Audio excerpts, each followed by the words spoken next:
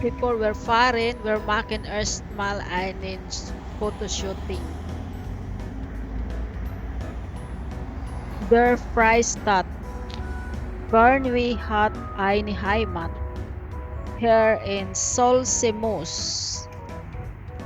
Kukuha kami ng tubig. Yan yung tubig.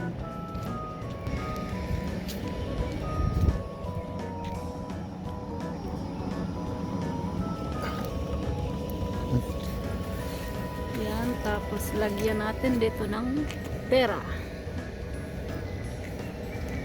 Nilagyan na siya ng pera. 50 cents.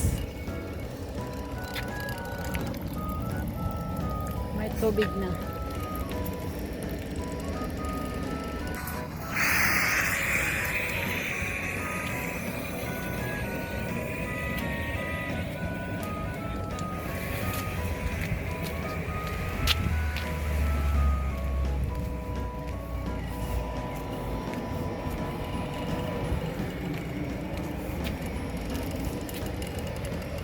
Their water tank is yet full. Jetzt geht's los.